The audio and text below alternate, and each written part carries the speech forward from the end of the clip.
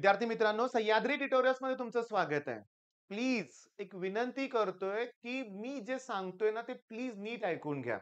मला हा व्हिडिओ बनवताना अतिशय दुःख होतंय, त्रास होतोय, की काय टाईम मॅनेजमेंट. मी कितीतरी वेळा तुम्हाला सांगितलंय, लक्षात घ्या, कितीतरी वेळा टाईम मॅनेजमेंटवरती सेपरेट व्हिडिओ बनवलाय. तरी देखील अजून अशी बरीचशी मुलं आहेत, की त्यांच्याकडून ही चूक घडलेली आहे. गेल्या 2-3 दिवसातल्या ह्या गोष्टी आहेत. मी ज्या मुलांशी बोललोय, बोलताना पण त्या वेदना मला जाणवल्यात, की त्या मुलांचं म्हणणं होतं, की "सर आम्हाला कळालंच नाही, की टाईम कधी संपला." बरेचसे प्रश्न अटेम्प्ट करायचे राहूनच गेले. ही भयंकर चूक आहे बाळांनो. आता हे जी व्हिडिओ बघतायत मुलं, ज्यांनी अजून सी एक्झाम दिलेली नाहीये, ओके, ज्यांचे आता शिफ्ट आहेत, त्यांना अतिशय महत्त्वाची सूचना आहे, की तुमचा सी टायमर हा 3 तासाचा आहे. त्याच्यावर प्लीज लक्ष द्या. तुम्हाला हॉलमध्ये तुम्हाला कुठेही घड्याळ मिळणार नाहीये. तर 3 तासाचा टायमर इतका इम्पोर्टंट आहे आणि सगळ्यात इम्पोर्टंट सूचना काहींना माहितीच नाहीये मुलांना. त्यांचा असा प्लॅन होता, की सगळ्यात शेवटी गेस करायचं. मग बिचाऱ्या मुलांनी काय केलं माहितीये का, की फिजिक्स, केमिस्ट्रीमध्ये अगदी 50-60 प्रश्न तसेच ठेवले होते. ओके. मॅथ्स सुरू झाल्यानंतर, मॅथ्स अटेम्प्ट केल्यानंतर त्यांना वाटलं, की चला हे क्वेशन्स अटेम्प्ट करूया. नाही झाले. समजलंच नाही त्या मुलांना, म्हणजे याचा अर्थ मुलांची मोठी चूक आहे मी मान्य करतोय. मुलांची चूक आहे मान्य करतोय. का? तुम्हाला पॅटर्न तुम्ही जाणून घेतला पाहिजे. सध्याच्या YouTubeच्या काळात एवढी माहिती अवेलेबल आहे, मग ही चूक नाही चालणार. एक लक्षात घ्या, 1.5 तासानंतर जेव्हा फिजिक्स, केमिस्ट्री ऑटो सबमिट होणार आहे, परत तो ओपन होणार नाहीये. मग तुमचं टार्गेट काय आहे? जेव्हा तुमचा 3 तासाचा टायमर वेळ दाखवेल, की 2 तासच शिल्लक आहेत. तेव्हा समजून घ्यायचं अर्धाच तास शिल्लक राहिलाय, 2 तास नाही. ते टोटल टायमिंग आहे. टोटल. तुम्ही एक लक्षात घ्या, मी बऱ्याच वेळा मुलांना सांगतो, की सगळ्या ज्या इन्स्ट्रक्शन आहेत, ते सुरुवातीला तुम्हाला माहिती पाहिजेत. अगदी बोर्डच्या एक्झामला पण पहिल्याच पेजवर सगळ्या इन्स्ट्रक्शन दिलेल्या असतात. एम-सी-क्यू सॉल्व्हिंगचे वेगळ्याच इन्स्ट्रक्शन असतात. इथून पुढे तर आयुष्यात अशा चुका प्लीज करू नका. आता झालं असेल तर सोडून द्या. काही काळजी करू नका. आणि अतिशय महत्त्वाचं मला सांगायचं आहे, की काय चाललंय सी सेल कडून, की डिफिकल्टी लेव्हल मॅथ्समध्ये त्यांनी हायर ठेवलेली आहे.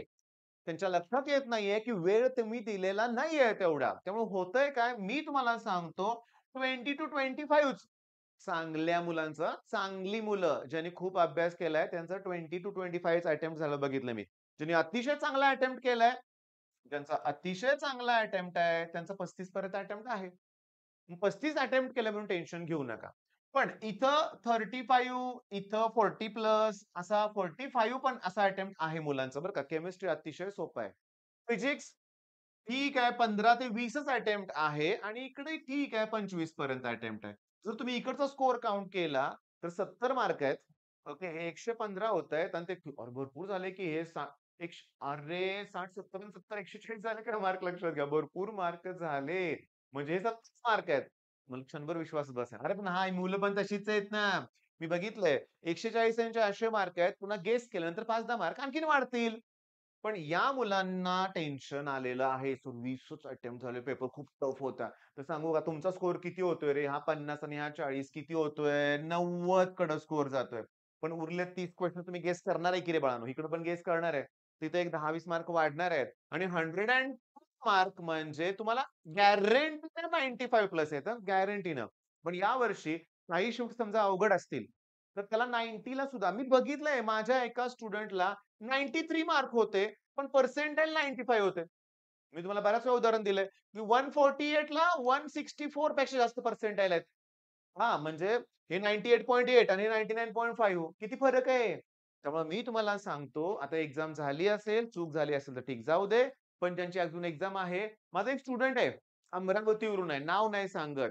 काल आईचा फोन आला होता आणि आईने सांगितलं, की 25 तारखेला शिफ्ट आहे त्याची आणि भयंकर टेन्शन घेतलंय. मला जमणारच नाही, मला आठवणारच नाही.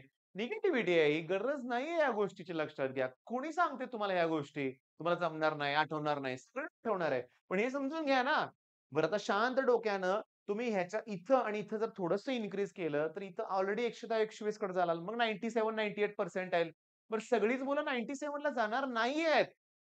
1 पर्सेंटाइलची मुलं पण असणार आहेत, 0 ची पण असणार आहेत. ऑब्व्हियसली 0 पर्सेंटाइलची मुलं पण आहेत, असणारच आहेत.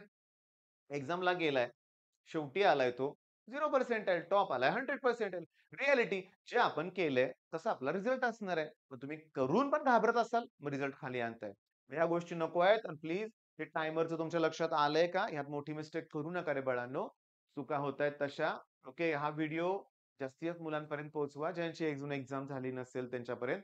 मग तुम्हाला म्हणजे अशा चुका व्हायला नको आहेत. ठीक आहे. हा व्हिडिओ थांबवतोय इथं मी. All the best.